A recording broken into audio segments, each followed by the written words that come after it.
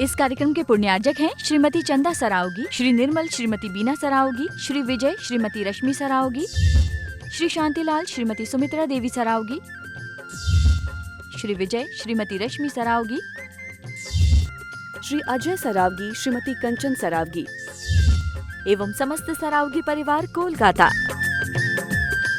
तीर्थंकर आदिनाथ भगवान की, वर्तमान शासन नायक वर्धमान महावीर स्वामी भगवान की, श्रवण कुल तिलक प्रातः स्मरणीय संत शिरोमणि आचार्य भगवान श्री विद्यासागर जी महाराज की, परंपराचार्य परम पूज्य श्री समय सागर जी महाराज की, परम पूज्य गुणायतन प्रणेता प्रखर वक्ता भावना योग प्रवर्तक शंका समाधान प्रवर्तक गुरुवर श्री प्रमाण सागर जी महाराज की, परम पूज्य मुनिवर श्री निर्वेक सागर जी संधान सागर जी महाराज की, समस्त मुनि संघ की। शंका समाधान के आज के इस सत्र में आप सभी का हार्दिक अभिनंदन। इससे पूर्व कि हम आज के इस सत्र को प्रारंभ करें, चलते हैं गुरु चरणों में और होते हैं नत इस भाव से कि हमारा जीवन भी बन सके समुन्नत। सभी लोग हाथ जोड़ेंगे, मस्तक झुकाएंगे और मेरे साथ बोलेंगे, हे गुरुदेव नमोस्तु नमोस्तु नमोस्तु। आज के इस सत्र को प्रारंभ करें उसके लिए हम सभी चलते हैं परम पूज्य मुनिवर श्री संधान सागर जी महाराज के चरणों में और निवेदन करते हैं कि हे महाराज श्री, आपके माध्यम से पूज्य गुरुदेव के मुख से शंका समाधान की गंगा प्रवाहित हो। नमोस्तु नमोस्तु नमोस्तु। अतिशय क्षेत्र जामनेर आप सबका चहेता और आदिम तीर्थंकर आदिनाथ भगवान का यह क्षेत्र बहुत अच्छा लगा यहाँ पर, और आज गुरुवर के साथ में यहाँ पर आने का सौभाग्य प्राप्त हुआ। आज का शंका समाधान अपन प्रारंभ करें। प्रथम प्रश्न के लिए मैं आमंत्रित कर रहा हूँ डॉक्टर सरिता जी जैन अकोदिया। वे अपना प्रश्न करें, अपने स्थान पर खड़े हो जाएं ताकि माइक वहाँ तक पहुँच जाए, और उसके बाद में तैयार रहेंगे यशस्वी मनीष जैन अकोदिया। नमोस्ते। सभी मुनुराजों के चरणों में नमोस्तु। गुरुवर, जीवन जीने की शैली में निराकुलता लाते हुए चिंतनशील कैसे बने? जीवन जीने की शैली में निराकुलता लाते हुए चिंतनशील कैसे बने? सबसे बड़ी बात तो जीवन के मर्म को समझो। जीवन और जीवन की व्यवस्था को अगर हम समझ लें तो हमारी आकुलताएं स्वतः शांत हो जाए। हम लोग अपने मन में अनेक प्रकार का भ्रम पाले हुए, और जब तक ये भ्रम बना रहेगा तब तक आकुलता होगी। हम भ्रम को तोड़े, मर्म को जाने। मैं कौन हूँ, मेरा क्या है, मैं क्या कर रहा हूँ और मुझे क्या करना चाहिए। इन चारों सवालों का उत्तर जब हम अपने मन से पूछेंगे तो हमें जीवन की वास्तविकता का बोध होगा, और जिसे वास्तविकता का बोध हो जाता है उसकी आकुलता स्वतः शांत हो जाती है। यशस्वी मनीष जैन अकोदिया वे अपना प्रश्न कर रहे हैं, और उसके बाद में श्रीमती रंजना जैन आष्टा मैना परिवार तैयार रहें। नमोस्तु महर्षि। महर्षि के चरणों में कोटि कोटि नमन। महर्षि, मेरा प्रश्न यहाँ है कि परीक्षा, परिवार और त्योहार, इन तीनों में सामंजस्य कैसे बिठाएं? परीक्षा, परिवार और पर्व और त्योहार। हाँ ठीक, परीक्षा, पर्व, त्योहार, परिवार भी बोला क्या? नहीं। देखो, परीक्षा तो परीक्षा है। एक विद्यार्थी के लिए पहली जिम्मेदारी है कि परीक्षा देनी है। अगर परीक्षा नहीं देंगे तो उसके साल का अर्थ नहीं रहेगा, इसलिए परीक्षा देना जरूरी है। अब विडंबना यह है कि प्रायः पर्व त्योहारों के दिन ही परीक्षाएं रख दी जाती हैं। समाज को इसके लिए एक अभियान चलाना चाहिए। विगत दिनों चलाया तो गया, लेकिन वो उतना प्रगाढ़ और मजबूत अभियान नहीं रहा। सरकार से कहा जाए कि कम से कम हमारे 10 लक्षण के दिनों में बच्चों के पेपर ना हो, पर्वों को ध्यान में रख करके करो। प्राइवेट स्कूलों में है और भी कई जगह होता है, तो इसे रोका जा सकता है, संपर्क करके जोड़ा जा सकता है। अब फिर भी दोनों चीज़ें एक साथ पड़ जाए तो आप परीक्षा भी दो और पर्व त्यौहार भी मनाओ। उसमें अपनी दिनचर्या को व्यवस्थित कर लें और अपनी दिनचर्या में से और चीज़ों की कटौती करके आप परीक्षाएं दें। परीक्षा के दिनों में त्यौहार आए तो परीक्षा पर प्रभाव न पड़े, उसके लिए रूटीन के दिनों में अच्छी पढ़ाई करें। रोज़ पढ़ने वाले के लिए कभी भी परीक्षा ले लो, उसका हर दिन परीक्षा है और वो हर दिन सफल होता है। तो मन लगा करके पढ़े तो परीक्षा का अलग से कोई दबाव नहीं होगा। अब स्कूल भी जाना है, परीक्षा भी देनी है और हमें मंदिर में पूजा पाठ भी करना है, पर्व त्यौहार भी मनाना है। तो स्कूल 24 घंटे के लिए तो नहीं जाते ना, सुबह नहीं जा पाए तो शाम को जाकर कराए। स्कूल की टाइमिंग को आगे पीछे करके हम अपने पर्व त्यौहार का भी आनंद ले सकते हैं। यही एक बीच का रास्ता है। नमोस्तु महर्षि। श्रीमती रंजना जैन आष्टा मैना परिवार। अनाया अंकुर जैन सुजालपुर तैयार रहे। गुरुदेव के चरणों में मेरा कोटि कोटि नमन, कोटि कोटि नमन, कोटि कोटि नमन। गुरुवर, मेरा प्रश्न है कि जो भी हम पाप या पुण्य, जो भी कार्य हम करते हैं तो वो हमारे कर्मों से मिलता है कि कुछ हमारे पुरुषार्थ से हमें गलत भी हो जाता है, अच्छा भी हो जाता है? आप इसका समाधान करके।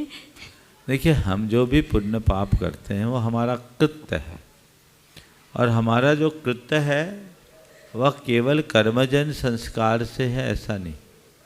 हम जो कुछ करते हैं उसमें कर्मों की भूमिका होती है, इसमें कोई संशय नहीं।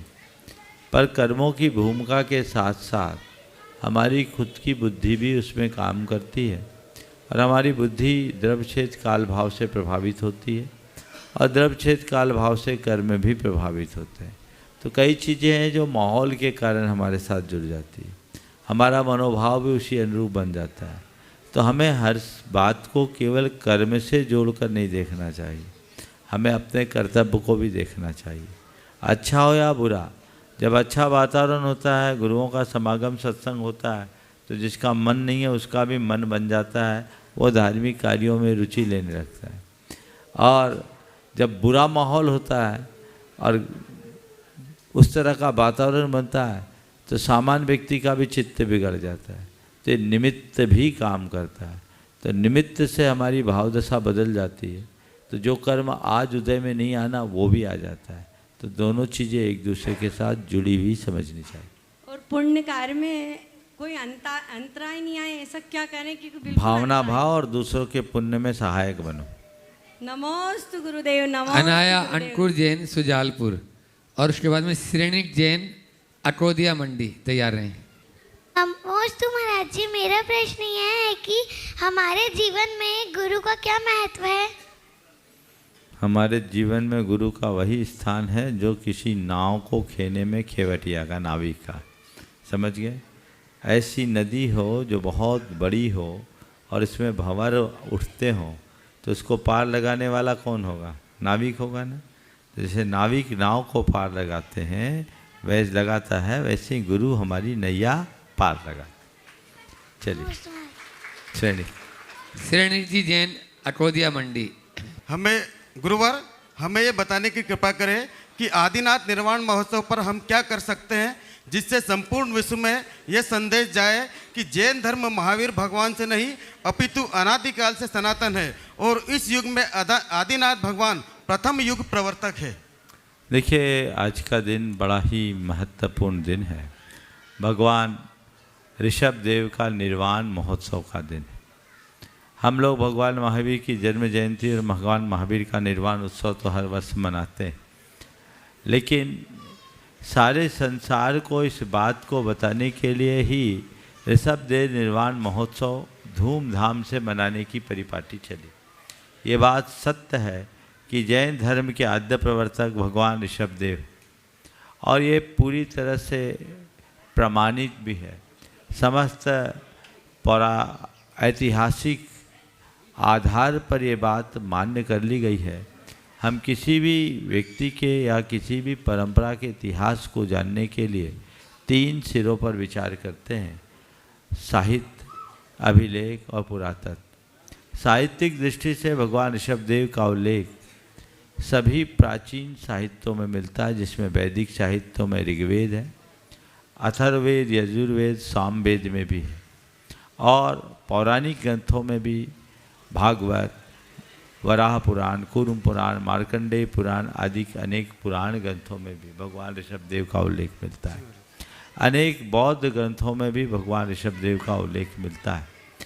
बौद्ध ग्रंथ दाढ़ा वंशों और महावग्ग में उसहम पौरम वीरम आदि शब्दों का प्रयोग किया है।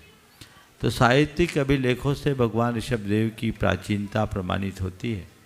अकेले ऋग्वेद की 141 ऋचाओं में भगवान ऋषभदेव का स्तुति परक उल्लेख मिलता है। वैदिक ग्रंथों में ऐसा भी लिखा गया है कि अष्टषष्टिषु तीर्थेषु यात्रायाम यत् फलम भवेत् श्री आदिनाथस्य देवस्य स्मरण मात्रे नापि तद्भवेत्।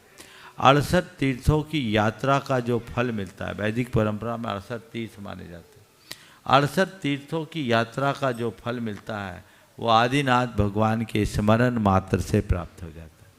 ये आदिनाथ भगवान की महिमा है, क्योंकि वे इस युग के प्रजापति रहे, हम सब के लिए मार्गदर्शक रहे।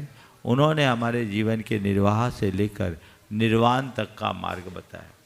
हमें चाहिए कि हम भगवान ऋषभदेव के व्यक्तित्व और कृतित्व को, उनके जीवन दर्शन को आम जनों तक पहुँचाएँ और ये बताए कि भगवान ऋषभदेव ही भारतीय संस्कृति के पुरोधा रहे।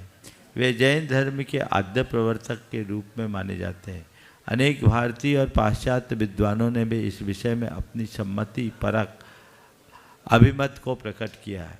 तो हमें चाहिए कि हम इन सब बातों को लोगों तक पहुँचाएँ, जन जन तक पहुँचाएँ, ताकि लोग न केवल जैन धर्म के इतिहास को अपितु भगवान ऋषभदेव के माध्यम से मूलभूत भारतीय इतिहास को ठीक तरीके से समझ सकें। नमस्ते।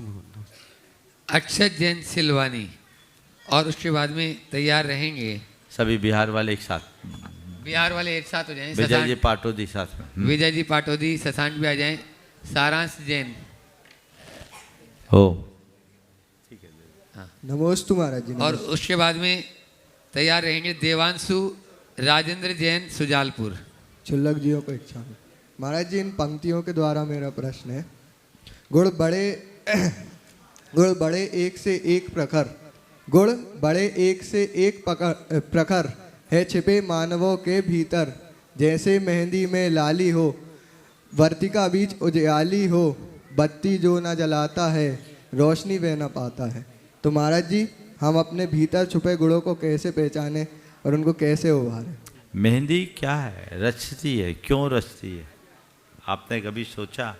मेहंदी तो सबने रचाई होगी, नहीं रची तो रचने की तैयारी चल रही होगी, लेकिन मेहंदी क्यों रचती है? कभी सोचा? हाँ, उसका गुण क्यों है? मेहंदी में ये गुण क्यों है कि रचे? क्योंकि वह सबके अवगुण से अपने आप को बचाती है और अपना गुण देती है। हाथ में मेहंदी केवल इसलिए रचती है कि मेहंदी अपना अंश देती है, हाथ का अंश नहीं लेती। यदि हाथ का अंश लेने लगे तो मेहंदी नहीं रहती।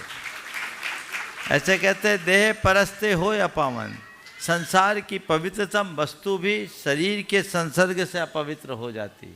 जिस शरीर से गंगा का पवित्र जल भी गंदा जल बन जाता है, वही उसी शरीर पर मेहंदी आकर रच जाती है, क्योंकि वो अपना देती है, लेती नहीं है।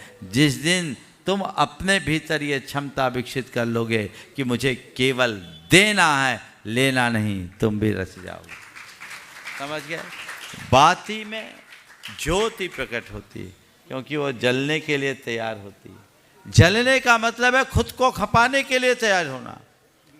और मैं कहता हूँ वही कुछ पाता है जो खुद को खपाता है। कुछ पाना है तो खुद को खपाना होगा, खुद को खपाए बिना कुछ पाना असंभव। तो अपने गुणों को विकसित करना चाहते हो तो ये दोनों गुण अपना लो, जीवन धन्य हो जाएगा। मैं चाहूँगा एक बार इस पूरे टीम से, बाकी लोग तो सब इधर उधर हैं, विजय जी पाटोदी के नेतृत्व में ये जो चल रहे इनका जोरदार अभिनंदन करें। बंधुओं, ये पाटोदी परिवार पूरे चातुर्मास के मुख्य यजमान रहे और इस बार हमारे चातुर्मास में कोई एक ही कलश था जो मुख्य यजमान ने कराया। 9 रत्नों ने मिलकर पूरा चातुर्मास संपन्न कराया, जिसमें मुख्य यजमान ये पाटोदीप परिवार, और 6 महीने हो गए अभी तक इनने अपना धंधा नहीं देखा, आज भी लगे हुए हैं। ऐसे व्यक्ति का जोरदार जोरदार अभिनंदन। नमस्ते मैडम। देवांशु राजेंद्र जी जैन सुजालपुर, नमस्ते वे अपना प्रश्न करें और उसके बाद में आज भोपाल टीम अपने पास में यहाँ पर उपस्थित है। मनोज जी बाटा के नेतृत्व में सभी तैयार रहेंगे। नमस्ते महाराज जी। महाराज जी, हम युवाओं की किसी भी चीज़ में स्थिरता नहीं रहती, तो हम अपनी स्थिरता को बढ़ाने के लिए क्या करें? देखो, स्थिरता नहीं रहती तो स्थिरता बढ़ाने के लिए क्या करें? सबसे पहली बात, अपना लक्ष्य बनाओ। जब तक हम ठोस लक्ष्य नहीं बनाते तब तक स्थिरता नहीं आती। तो अपना लक्ष्य ठोस बनाना है, क्या करना है, ध्येय बनाइए। लक्ष्य बनाने के बाद लक्ष्य प्राप्ति का संकल्प। फिर तीसरी बात, उस लक्ष्य की उपलब्धि के लिए सक्रियता रखें, तत्परता दिखाएं। और चौथी बात, उसी लक्ष्य में समर्पित हो जाएं तो आप में स्थिरता अपने आप आएगी। समझिए। ओ नमस्ते महाराज। बंधुओं, जैसा कि आप लोगों को विदित है कि ये कदम भोपाल की ओर बढ़ रहे हैं और जहाँ 3 नौ वेदियों सहित 3 मंजिला 3 सीटर युक्त उत्तंड जिनालय व टीटी नगर तैयार हो गया। और वही नहीं, आसपास में और भी जिनालय तैयार हैं जो वहाँ पंच कल्याण करा रहे हैं और उसी के उद्देश्य से निमित्त से जा रहे हैं।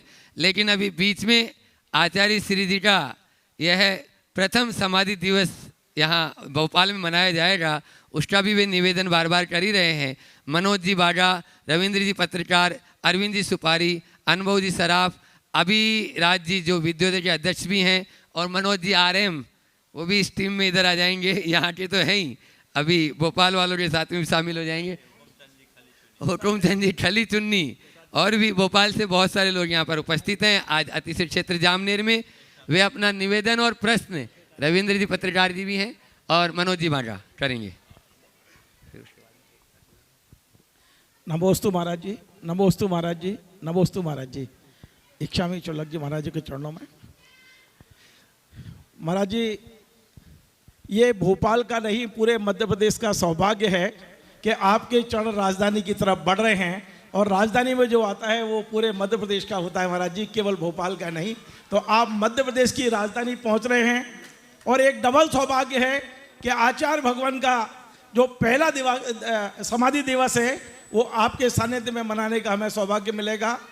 महाराज जी, हमने वहाँ प्रयास किया था कि कहाँ मनाएं, क्योंकि मंदिर के आंगन में तो प्रवचन बहुत होते हैं, हम चाहते हैं किसी सार्वजनिक स्थान पे हों। तो उसके लिए हमारे माननीय सांसद आलोक शर्मा जी ने सारे दरवाजे खोल दिए महाराज जी। विधानसभा के प्रमुख सचिव का अभी फोन आया है कि आप बताइए कब करना है। विधानसभा के अंदर आचार सिंह के करने के लिए उन्होंने सहमति दे दी। विधानसभा के स्पीकर का फोन आ गया है कि कैसे करना है, आप आ जाइए, टीम हमारी तैयार है, बैठ के बात कर लें। दूसरा, हमारा संस्कृति विभाग का सबसे बड़ा प्रांगण है रविंद्र भवन, वहाँ के प्रबंधक का कहना है कि आप बता दीजिए क्या क्या व्यवस्था करना है।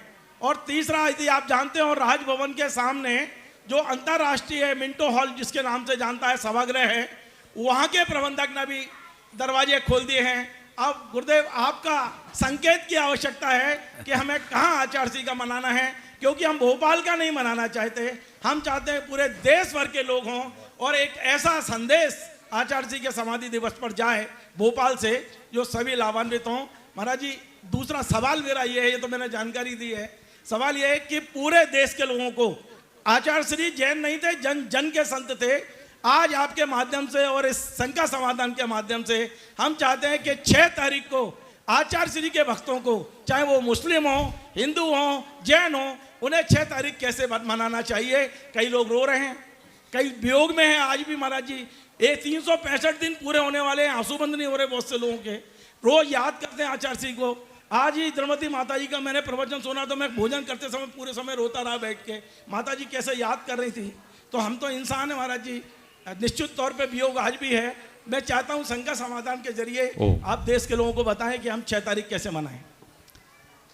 देखिए, अभी रविंद्र जी ने अपनी बात की, गुरुदेव के समाधि दिवस को मनाने के लिए सभी लालायित हैं और लालायित होना स्वाभाविक है। आपने वहाँ के सांसद आलोक शर्मा का उल्लेख किया, वो पूरी तरह उत्कंठित हैं।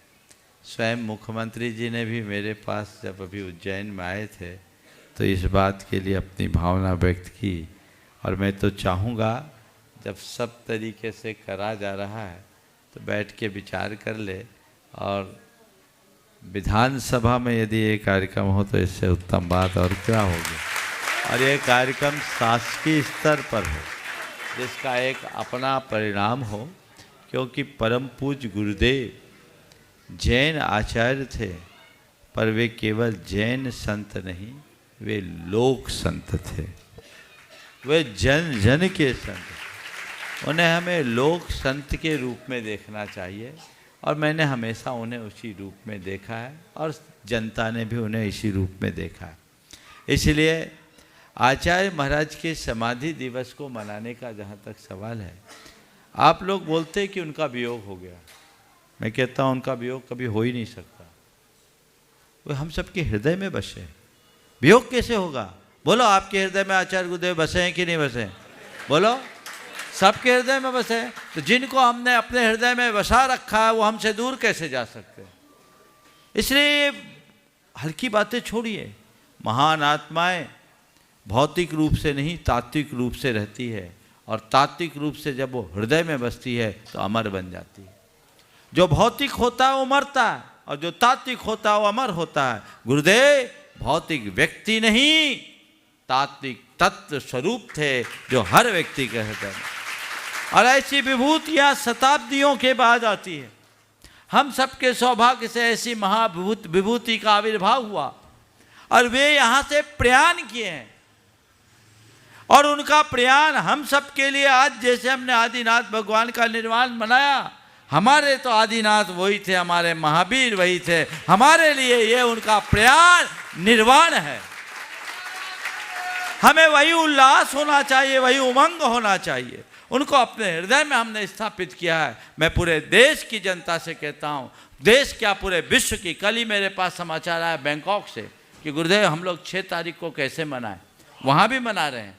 सारे संसार में जहाँ जहाँ अपने हृदय में गुरुदेव को विराजमान करने वाले लोग हैं, वो दिन आचार्य विद्यासागर के नाम समर्पित करें, उनके व्यक्तित्व और कृतित्व से लोगों को लाभान्वित करें। एक जागरण होना चाहिए। मैंने पहले भी कहा था कि सुबह से एक प्रभात फेरी निकाले, शोभा यात्रा निकाले, जिसमें आचार्य महाराज के व्यक्तित्व और कृतित्व की झांकियाँ और जनसभाएं हों। धर्म सभा नहीं, जनसभा, जिसका नाम गुणानुवाद सभा हो। उस सभा में आचार्य महाराज के व्यक्तित्व और कृतित्व के विषय पर चर्चा की जाए, और ये सभाएं सार्वजनिक स्थल पर की जाए, ताकि आम व्यक्ति गुरुदेव के विषय में जान सके, समझ सके, और संसार को ये पता लग सके कि पंचम काल के महावीर कैसे थे। ये मौका है हम सबको। इसलिए मैं आज पुनः कहूँगा, इस बार ये योग बन रहा है भोपाल का, और हमारे लिए भी अच्छा लग रहा है कि हम मध्य प्रदेश, जो परम पूज्य गुरुदेव की कर्मस्थली रही है, और उस मध्य प्रदेश की राजधानी में ये आयोजन संपन्न कराने जा रहे हैं।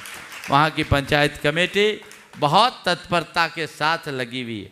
जैसे उन्होंने सुना, हमसे मनोज बांगा ने व्यक्ति से अनुभव के माध्यम से चर्चा किया कि महाराज जी से बोलो कि ये कार्यक्रम हम लोग भोपाल में बहुत बृहद स्तर पर करना चाहते हैं। हमने कहा बिल्कुल, ये कार्यक्रम हम भोपाल पहुंच के ही करना चाहेंगे, और हमने भी इंदौर में और काम थे, लेकिन हमने कहा ये सब काम होते रहेंगे, हमें 6 तारीख के पहले भोपाल पहुंचना ही है, और भोपाल में ये कार्यक्रम भव्यता के साथ संपन्न होगा। हम 2 तारीख को भोपाल प्रवेश करने वाले हैं, और 6 तारीख को ये पूरा कार्यक्रम पूरे के पूरे पंचायत कमेटी, रविंद्र भी साथ में हैं, पंचायत कमेटी के तत्वावधान में, चूँकि पंचायत कमेटी भोपाल की मूल कमेटी है, सब मिलकर, सारे भक्त लोग मिलकर के, सारे मंदिर कमेटियाँ और समाज मिलकर के इस कार्यक्रम को भव्याति भव्य स्वरूप प्रदान करे।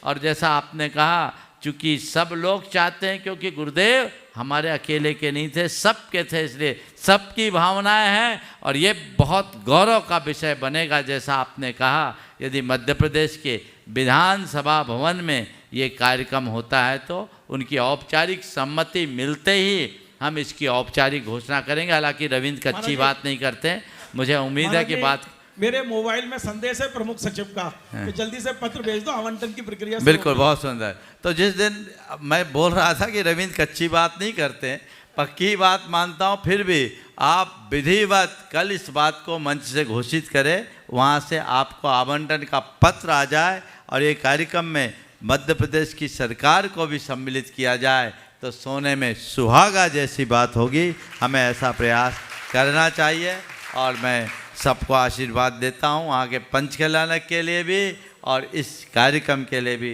धूमधाम से हम संपन्न करें। पंचायत के अध्यक्ष भी यहाँ अपनी बात कहना चाहेंगे, बोलिए। महाराज श्री, कल विधानसभा हम लोग गए थे, सभी लोग, अन्नू भाई व सभी लोग, क्योंकि पहले इच्छा मन था कि पुरानी विधानसभा मिंटो हॉल में करा जाए, लेकिन सबकी भावना, और आलोक शर्मा जी हमारे सांसद हैं, उनकी भावना विशेष रूप से है कि, और नरेंद्र सिंह जी जो अध्यक्ष विधानसभा के, उनकी भी भावना है कि वहाँ किया जाए। तो ऐसा सबसे निवेदन, हम सबका निवेदन ये है कि वहाँ किया जाए। और चर्चा तो काफ़ी समय से चल रही है, हमको आपका आशीर्वाद मिल जाए कि हमको कार्यक्रम किस रूप में करना है। तो जो था मैंने दे दिया, बाकी अलग से बात कर लेंगे। आशीर्वाद। चलो, नमस्ते। हो गया। अभिजीत, अभिराज जो विद्योदय के अध्यक्ष हैं वे अपना प्रश्न कर रहे हैं गुरु जी से निवेदन के रूप में, और उसके बाद में एकता जैन सुजालपुर तैयार रहेंगे। पूज्य मुनि श्री के चरणों में त्रिवार नमोस्तु, विराजमान मुझे के चरणों में त्रिवार नमोस्तु। इच्छामी महाराज श्री। महाराज श्री, विद्योदय जैन युवा महासंघ भोपाल की एक संस्था है जिसमें सैकड़ों युवा जो हैं सदस्य के रूप में शामिल हैं, और उन पूरे विद्योदय परिवार की ओर से आपके चरणों में बारंबार नमोस्तु महाराज श्री। महाराज श्री, कुछ दिनों से ये कार्यक्रम जो 6 तारीख का कार्यक्रम होना था आचार्य श्री के समाधि दिवस, प्रथम समाधि दिवस के लिए तो होना है, उसके लिए विद्योदय जैन युवा महासंघ की एक भावना थी कि एक निश्चित समय में पूरे भोपाल के साथ पूरे भारतवर्ष में सभी जगह प्रभात फेरी के रूप में या शाम के समय एक निश्चित समय पर सभी लोग एक साथ उस महोत्सव के रूप में मनाएं उसको। तो उसके लिए महाराज श्री एक मेरा निवेदन, करबद्ध निवेदन था विद्योदय परिवार की ओर से कि आपके मुखार बिंद से। बिल्कुल बिल्कुल, मैंने पहले दिन ही ये बात कही थी कि हम लोग एक निश्चित समय पर करें। मेरे ख्याल से प्रातःकाल ही प्रभात फेरी शोभास्पद होती है, 8 बजे से शोभा यात्रा निकालें और शोभा यात्रा को ही धर्म सभा में कन्वर्ट कर दें तो सबसे उत्तम होगा। और शाम को आचार्य गुरुदेव की आरती आदि मंगल गान अपने अपने मंदिरों में किया जाए करे, सार्वजनिक स्थल पर हो, जहाँ गुरुदेव के कीर्ति स्तंभ बने वहाँ कीर्ति स्तंभ के पास हो, और जो सार्वजनिक स्थल है वहाँ पर इस तरह का कार्यक्रम किया जा सकता है। और मैं चर्चा करके कल इसकी और विधिवत चर्चा कर लूँ। नमोस्तु महाराज, नमोस्तु। एकता जैन सुजालपुर वो अपना प्रश्न है, उसके बाद में कोमल जैन अटल आष्टा तैयार रहे। गुरुवर के चरणों में बारंबार नमोस्तु नमोस्तु नमोस्तु। महाराज जी, मेरा प्रश्न ये है कि देवादिदेव 1000 आदिनाथ भगवान जामनेर वाले बड़े बाबा के दर्शन पाकर आपको कैसा महसूस हुआ, अपनी भावनाएं व्यक्त करें। ओ देखो, मैं तो पहली बार यहाँ आया और आने के बाद जो मुझे अनुभव हुआ बोल दूं। हाँ, मैं जैसे ही गुफा के अंदर गया, भगवान आदिनाथ के चरणों में सिर नवाया तो मुझे ऐसा लगा मानो भगवान कह रहे मुझे यहाँ से उठाओ, यहाँ क्यों रखे हो, मुझे उच्चासन दो। मैंने उसी समय आपके मनोज आरएम और अध्यक्ष भी वहीं थे, हमने कहा देखो भाई ये भाव मेरे हो रहे, और मुझे ऐसा भाव आया कि ये क्षेत्र तो जहाजपुर जैसा प्रसिद्ध होने की योग्यता रखता है। आप लोग कहाँ छिपा के रखे, इतना भव्य समवसरण है। अब आपको चाहिए, पूरी समाज बैठी है, ट्रस्ट कमेटी भी बैठी है, मैं सबसे कहता हूं कि ठोस कार्य योजना बनाओ और भगवान को भव्य समो शरण में विराजमान करो। ये भोजना वगैरह की जो बात आप कर रहे हो बहुत दीर्घकालिक नहीं है, ये तो केवल सेफ्टी के पॉइंट से बहुत सारे भोरे इधर के मंदिरों में बने हुए हैं, भोपाल में भी है, चौक में भी। ये मूर्ति भंजकों से बचाने के लिए, छिपा कर रखने के लिए बनाए जाते थे। भगवान तो भव्य जिनालय में विराजमान करने योग्य है, और जिस दिन भगवान को भव्य जिनालय निर्मित करके बेदी में विराजमान करोगे, पूरे क्षेत्र का काया पलट हो जाएगा। मेरे मन में ऐसा ही भाव आया कि ये तो जहाजपुर जैसा बनने की योग्यता रखने वाला क्षेत्र है। अब आप लोगों के ऊपर जिम्मेदारी है, पूरी समाज यहाँ बैठी है, ऐसे अवसर बार बार नहीं आते। समाज यदि चाहे तत्परता से काम करे, आगे बढ़े, तो हम लोगों का आशीर्वाद है। डरने की बात नहीं। मनोज ने कहा महाराज जी आप कहें करेंगे तो करेगा कौन? हम बोले हमारे बाल बच्चे नहीं, हम सब कर देंगे। तय तुम्हें करना, तुम लोग डरते हो, तुम लोग घबराहट होती है। ध्यान रखना, अच्छे काम का कभी बुरा परिणाम नहीं हो सकता। हम अच्छे भाव से अगर कोई अच्छा काम करते हैं तो उसका अच्छा परिणाम आता है। क्योंकि अभी हमारी व्यस्तता है, लेकिन फिर भी यहाँ की कमेटी यहाँ है, आप लोग सोचो, समाज सोचे, निर्णय ले। मैं ये कह सकता हूँ कि ये क्षेत्र पुकार पुकार के कह रहा है कि हमारा उद्धार करो, आगे बढ़ाओ। आपके पूर्वजों ने जिस परिस्थिति में इस क्षेत्र का रखरखाव करके यहाँ तक पहुँचाया, वो बहुत सराहनीय है। उन सब के प्रति आप लोगों को आभार प्रकट करना चाहिए। लेकिन अब आपके पास पर्याप्त संसाधन है, सारी सुविधाएं हैं। आपको चाहिए कि आप इसी तरीके से योजना बनाएं, समाज एकता और एकजुटता के साथ काम करे तो बहुत अच्छे परिणाम आ सकते हैं। अभी भी मैं जब नीचे गया, महाराज जी थे, हमने कहा महाराज देखो फिर एक ही भाव आ रहे हैं। दर्शन करने के लिए मैं नीचे गया था, मैंने कहा महाराज देखो यही भाव आ रहे हैं। महाराज ने भी कहा ऐसे ही हमें भी लग रहा है। अब आप लोगों को लगे तो आप जानो, हमने तो अपनी बात आपसे बता दी। ये असाधारण जिनालय है, कोई छोटा मोटा नहीं है। यहाँ जो बिंब विराजमान है इनका अपना प्रभाव है। सब परमारकालीन जिन प्रतिमाएं हैं, जिनके संरक्षण में लगभग आप लोग 1000 सालों से अपना धर्म आराधन करते आ रहे हैं। आपको अवसर आया है तो ऐसे अवसर का लाभ आप सबको उठाना चाहिए। कमेटी सामने है, कमेटी बहुत ऐसे तो तत्पर दिख रही है। अब इस कार्य में क्या तत्परता दिखाती है वे जाने। नमोस्तु महाराज जी, नमोस्तु। सभी पूरी ट्रस्ट कमेटी और पूरे आसपास के अंचल के सभी लोग पूज्य महाराज श्री श्री चरणों में श्रीफल चढ़ाते हुए आशीर्वाद प्राप्त कर लें।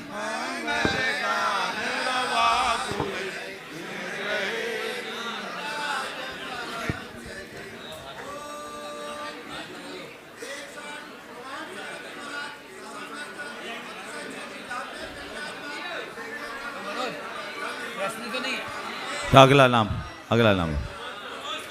कोमल जैन अटल आस्था, दीजिए माइक दीजिए उधर। वे अपना प्रश्न कर रहे हैं और उसके बाद में तैयार रहेंगे प्रीति जयेश जैन सुजालपुर। महाराज जी नमोस्तु नमोस्तु नमोस्तु। महाराज जी बोलो। मेरा प्रश्न थोड़ा धर्म से अलग हटके राजनीति से संबंधित है। महाराज जी, पंडित अटल बिहारी वाजपेयी जी की विचारधारा से प्रभावित होकर मैं 1990 से सक्रिय राजनीति में कर रहा हूँ, लेकिन आज की राजनीति के परिवेश में बहुत घुटन सी महसूस हो रही है। तो महाराज जी मेरा मार्गदर्शन करें। नमोस्तु नमो। देखिए, राजनीति के परिवेश में अगर घुटन है और इस घुटन से प्रभावित होकर दूर हो जाओगे तो और घुटन बढ़ेगी। अच्छे लोगों को राजनीति में रहना चाहिए। अगर अच्छे लोग हट जाएंगे तो राजनीति गंदी हो जाएगी। इसलिए अच्छे लोग निष्ठापूर्वक करें, संघर्ष करें, चुनौती मान। प्रीति जयेश जैन सुजालपुर और सारांश जैन इंदौर तैयार रहे। महाराज श्री के चरणों में तिरवार नमोस्तु नमोस्तु नमोस्तु। महाराज श्री, मेरी जिज्ञासा यह है कि क्या सच्चे देवशास्त्र गुरु पर श्रद्धा, सप्त व्यसनों का त्याग और अष्टमूल गुणों का पालन ये काफ़ी है क्या पुनर्जन्म में जैन कुल पाने के लिए? और नहीं तो हमें ऐसे क्या कर्म करना चाहिए कि हमें पुनर्जन्म के बाद जैन कुल ही मिले? देखिए, अष्टमूल गुणों का पालन, देवशास्त्र गुरु की श्रद्धा और सप्त व्यसन के त्याग से जीवन का बीमा तो हो जाता है, लेकिन ये सबसे प्राइमरी पॉलिसी है, समझ गए? अगर हम और अच्छी पॉलिसी लेना चाहते हैं तो रत्नत्रय को धारण करें, और रत्नत्रय को धारण करने वाले को पुनर्जन्म में जैन कुल तो मिलेगा ही, जिन बनने का भी सौभाग्य प्राप्त होगा। ऐसा प्रयास। नमोस्तु महाराज। सारांश जी जैन तिलकनगर इंदौर, और उसके बाद में सचिन जी जैन अध्यक्ष पद्मावती पुरवाल क्षेत्रीय समिति सुजालपुर तैयार हैं। नमोस्तु महाराज जी, हम सभी इंदौर के युवा भाइयों की तरफ से बारंबार नमोस्तु। महाराज जी, मेरा प्रश्न है, हम सभी युवा भाई व्यवसाय, जॉब और स्टडी के साथ गुरुओं के आहार विहार में कैसे मैनेज कर पाएँ जिससे हम हर चीज़ में अपना 100% योगदान दे सकें? देखो, एक छात्र होने के नाते अध्ययन को अपनी प्राथमिकता तो रखनी पड़ती है, और उसके साथ गुरुओं के आहार विहार में सम्मिलित होना भी कोई बड़ी बात नहीं है। हो सकते हैं, बशर्ते आप अपने समय का सदुपयोग करें। ओम इधर उधर के कार्यों में अपना समय गंवाए बिना अगर हम पारमार्थिक कार्यों में लगते हैं तो हमारे सारे कार्य संपन्न हो सकते हैं, समझ गए? इसलिए उसको हम ध्यान में रखें और अपनी पढ़ाई को अच्छे से करें। अगर स्कूल कॉलेज छूटता है तो घर में मेहनत डबल कर लें, दोनों तरफ से हो जाए, धर्म क्षेत्र में भी आगे बढ़े और पढ़ाई में भी पिछड़ने से बचे। नमोस्तु महाराज जी। सचिन जी जैन अध्यक्ष पद्मावती पुरवाल क्षेत्रीय समिति सुजालपुर, और उसके बाद में पीयूष जी जैन आष्टा तैयार रहे। नमोस्तु नमोस्तु नमोस्तु गुरु। मेरा प्रश्न महाराज जी यह है कि तीर्थंकर का जन्म भी इस भरत क्षेत्र में होता है और दिगंबर मुनिराज भी भारत क्षेत्र में जन्मते हैं। अन्य संत संप्रदाय जो है उनका जन्म भी भारत में होता है, लेकिन ऐसा क्या कर्म विश्व के अन्य देशों के लोगों ने किया है कि वहाँ पे ना तो दिगंबर जैन मुनिराज का जन्म होता है, तीर्थंकर की पावन भूमि नहीं होती है, अन्य संत समाज वहाँ पर नहीं होता है। लेकिन इसके विपरीत एक प्रश्न पुनः इसमें से बन रहा है कि यह सब तो नहीं होता है, या उनका कौन सा कर्म है, लेकिन साथ में उनका एक यह कौन सा कर्म है कि भारत में यह सारी साहित्य और जो है संपन्नता जो है उसके साथ यहाँ की संस्कृति इतनी अच्छी है, लेकिन इसके साथ एक विपरीतता यह है कि भारत में इतना सब कुछ अच्छा होने के बाद भी जो अन्य विश्व में बहुत सारे जो देश हैं उनका ऐसा कौन सा पुण्य कर्म है कि भारत तो महाशक्ति नहीं है, लेकिन अन्य देश जो है वह महाशक्ति के रूप में पहले, दूसरे, तीसरे, चौथे, पांचवें नंबर पर है, और यहाँ पर यह सब कुछ होने के बाद भी वह इस अवस्था में नहीं है। नमोस्तु। देखिए, ये बात सही है, अरे हम सबका बड़ा सौभाग्य और गौरव का विषय है ओम कि हमें देवभूमि भारत में जन्म लेने का अवसर मिला। इस धरा को देवभूमि के नाम से जाना जाता है, और इस धरती को महापुरुषों ने अपने तप रज से सिंचित किया है, इसलिए पवित्र है, और ये हम लोगों के लिए सौभाग्य का विषय भी। लेकिन जो दूसरी बात है कि हम महाशक्ति नहीं बन पाए, मुझे ऐसा नहीं लगता कि हम महाशक्ति थे। हम महाशक्ति थे, भारत को विश्व के गुरु होने का श्रेय मिला, भारत को सोने की चिड़िया कहा जाता था, भारत पूरे संसार में अग्रणी था। लेकिन बाद में विदेशी आक्रांताओं ने यहाँ का माहौल बिगाड़ दिया। जब माहौल बिगड़ता है तो पूरी परिस्थितियाँ बदल जाती हैं। जब यहाँ का माहौल अनुकूल था, भारत उत्तरोत्तर आगे बढ़ रहा था। माहौल ख़त्म हुआ, भारत पिछड़ गया। आज हम वापस पुराने माहौल को लाए तो हम फिर से महाशक्ति बन सकते हैं। ये प्रयास किया जा सकता है, हमें उस दिशा में आगे बढ़ना चाहिए। इसका संबंध पुण्य पाप से ना होकर इसका संबंध माहौल से जोड़कर चलना। पीयूष जैन आस्था को बुलाऊं, उससे पहले मैं कमलेश मेगा गोदा जो गुरुदेव सुजालपुर से गुरुदेव तैयार रहेंगे। एक मिनट बोल रहा हूँ। गुरुदेव बारंबार नमोस्तु बंदन आपके चरणों में। अभी आपने एक बात व्यक्त करी, तो एक ऐसे व्यक्ति पद्मजन जो कि पूरे समाज में, भोपाल समाज में चित परिचित चेहरा है, वो बहुत सुधर्मी और बहुत स्वाभाविक रूप से धार्मिक कार्यों को संचलित करते हैं, और यहाँ ट्रस्टी में आज उनकी भावना कुछ हुई आपके सामने व्यक्त करेंगे, और पूरी समाज से ये मेरा निवेदन है कि खूब ताली बजा कर भैया का उत्साहवर्धन करें। पद्मजन आपसे कुछ कहना चाहते हैं। महाराज श्री के चरणों में त्रिबार नमोस्तु नमोस्तु नमोस्तु। महाराज श्री, यहाँ निर्मित 3 नवीन वेदियों में बीच वाली वेदी का संकल्प हमारे परिवार द्वारा लिया गया था। अब यहाँ से श्री जी का विहार होगा वहाँ, तो आगे के लिए आपकी जो भी आज्ञा हो उसके लिए हमारा पूरा परिवार, बहुत टीम तैयार है। जोरदार जोरदार करतल ध्वनि। मनोज, मंगलाचरण हो गया, समझ गए? यह बढ़िया मंगलाचरण है, बहुत उत्तम।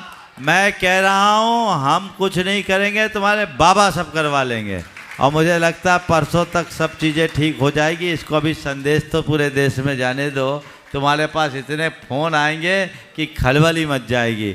हम तो कह रहे हैं जिसको करना है सोचना मत, जो पहले आएगा वो पहले पा जाएगा। शुरुआत इनके परिवार की हो गई, जो हम कहेंगे उसके लिए तैयार होना।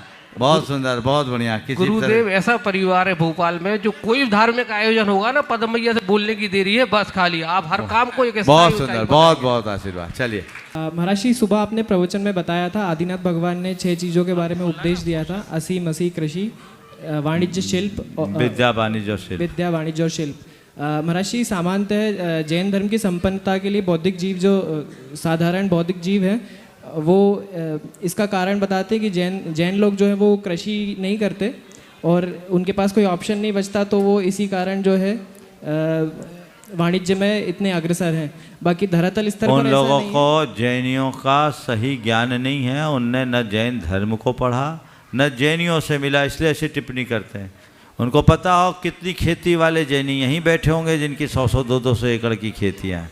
जैनी खेती करते हैं, और भगवान ऋषभ देव ने तो उपदेश ही दिया, कृषि करो या ऋषि बनो, ऋषि बनो या कृषि करो। ये भगवान ऋषभ देव का उपदेश था, इसे हम ध्यान में रखें और आगे बढ़े। जामनेर का महिला मंडल भी आ जाए जल्दी से। नमोस्तु महाराज जी, नमोस्तु नमोस्तु। महाराज जी, मोक्ष मार्ग में इन पंक्तियों का, ये पंक्तियाँ कैसे सार्थक है? पंक्तियाँ हैं: जो सहता है वही सजता है। नमोस्तु। जो सहता है वही सजता है। मैं इसे दूसरे अर्थों में कहता हूँ, जो सहन करता है वही समर्थ बनता है। बिना सहे हम कुछ नहीं कर सकते। हवा की आग में तपे बिना मिट्टी घट का रूप धारण नहीं कर सकती। कुम्हार के, एक शिल्पी के छेनी हथौड़ी के प्रहार को सहे बिना कोई पत्थर भगवान का रूप नहीं धरता। वैसी परिस्थितियों के आघात को क्षमता से सहे बिना कोई मनुष्य अपना जीवन रूपांतरित नहीं कर सकता। हमें इसके लिए ध्यान देना। गुरुवर के चरणों में नमन नमन नमन। आज का समय में अच्छाई करने का परिणाम बुराई के रूप में क्यों मिलता है, कृपया समाधान कीजिए। अच्छाई करने का परिणाम अगर बुराई के रूप में मिलता है तो इसका अर्थ ये समझना पहले हमने अच्छाई करने वालों की बुराई की, इसलिए ऐसा मिलता है।